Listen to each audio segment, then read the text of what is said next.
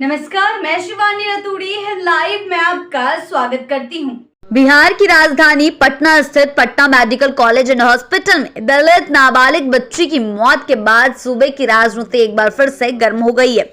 न सिर्फ इस दुखद घटना ने प्रदेश की चरमाई स्वास्थ्य व्यवस्था को उजागर कर दिया है, बल्कि इस बहाने विपक्षी नेताओं ने मुख्यमंत्री नीतीश कुमार और उनके मंत्रिमंडल पर भी सीधा हमला बोल दिया है। जी हाँ, कांग्रेस सांसद पप्पू यादव के बाद अब राष्ट्रीय जनता दल के नेता प्रतिपक्ष तेजस्वी यादव ने भी पूरे मामले को लेकर सोशल मीडिया पर एक विस्तृत पोस्ट कर सरकार को घेर लिया है। तेजस्वी यादव ने न सिर्फ पीएमसीएच अधीक्षक आईएएस ठाकुर को भ्रष्टाचार का मुख्य सूत्रधार बताया, बल्कि मुख्यमंत्री नीतीश कुमार को भी कटघरे में खड़ा कर दिया है। तेजस्वी ने आरोप लगाए हैं कि पीएमसीएच अधीक्षक को 2 बार जबरन सेवा विस्तार दिया गया है। उन्होंने लिखा है, पीएमसीएच के अधीक्षक आईएएस ठाकुर 31 जनवरी 2024 को रिटायर होने वाले थे, लेकिन 28 जनवरी को महागठबंधन सरकार गिर गई और नई सरकार का गठन हुआ। इसके तुरंत बाद 31 जनवरी को जब कोई स्वास्थ्य मंत्री मौजूद नहीं था, तब मुख्यमंत्री नीतीश कुमार ने स्वयं इस अधिकारी की सेवा विस्तार की फाइल पर हस्ताक्षर कर दी। फिर इस फाइल को कैबिनेट में लाकर दोबारा मंजूरी दिलाई गई। इसके बाद जनवरी 2025 में एक बार फिर उन्हें सेवा विस्तार दे दिया गया। तेजस्वी के अनुसार इस सेवा विस्तार के पीछे वजह सिर्फ यह है कि अधीक्षक डीके टैक्स गैंग के सदस्य हैं और जब तक 5000 करोड़ की पीएमसीएच पुनर्निर्माण परियोजना पूरी नहीं हो जाती, तब तक वही इस पद पर बने रहेंगे।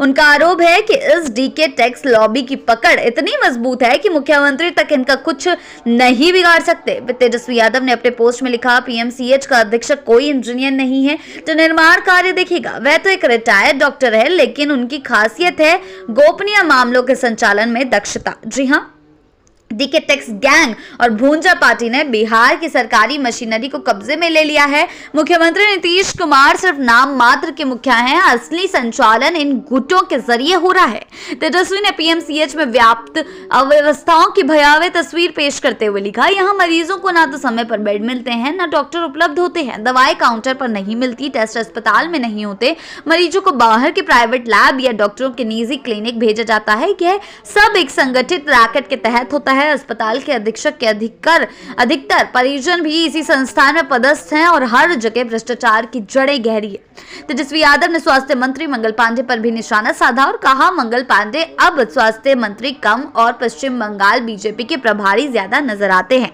बिहार में स्वास्थ्य सेवाओं की दूरदर्शा के लिए वो सीधे तौर पर जिम्मेदार हैं। उन्होंने पूरी व्यवस्था को तहस नहस कर दिया है। तेजस्वी ने अपने पोस्ट में नीतीश कुमार की ईमानदार छवि को भी चुनौती देते हुए कहा, मुख्यमंत्री बनने का ढोंग करने वाले नीतीश कुमार ने खुद ही भ्रष्टाचारियों की परिक्रमा की सरकार की साख गिरा दी है। डीके टैक्स गैंग, भूंजा पार्टी और रिटायर्ड अधिकारियों के जरिए पूरे राज्य में एक समांतर सत्ता का निर्माण किया गया है, जो सरकारी खजाने को निर्भय होकर लूट रही है। तेजस्वी ने भवन निर्माण विभाग में हाल ही में पड़े छापे का भी हवाला दिया है और कहा है, एक रिटायर्ड मुख्य अभियंता के यहाँ 11 करोड़ रुपए की नकदी बरामद हुई, जो अब तक का सबसे बड़ा रिकवरी केस है। इससे स्पष्ट होता है कि इन अधिकारियों को किस तरह सरकार की छत्र छाया में संरक्षण मिला हुआ है। उन्होंने लिखा, बिहार को दीमक की तरह चाट रहे इन रिटायर्ड लुटेरों और भ्रष्ट अफसरों को अगर समय रहते नहीं हटाया गया, तो आने वाले दिनों में राज्य की पूरी व्यवस्था ध्वस्त हो जाएगी। डीके टैक्स गैंग और भूंजा पार्टी आज हर विभाग, हर कार्यालय और हर फाइल पर कब्जा कर चुकी है। तेजस्वी यादव के इस आक्रामक पोस्ट ने साफ कर दिया है कि राजद अब स्वास्थ्य, भ्रष्टाचार और नौकरशाही के नाम पर नीतीश सरकार को कोई राहत नहीं देने वाली। इस पूरे घटनाक्रम में संकेत मिलता है कि आगामी चुनावी मौसम में डीके टैक्स और भूंजा पार्टी जैसे शब्द बिहार की राजनीति का हिस्सा बनने वाले हैं और सरकार की मुश्किलें और गहराने वाली हैं। राजनीति के गलियारों में अब ये चर्चा आम है कि क्या मुख्यमंत्री नीतीश कुमार इन आरोपों का कोई जवाब देंगे या एक बार फिर चुप्पी ओढ़ लेंगे।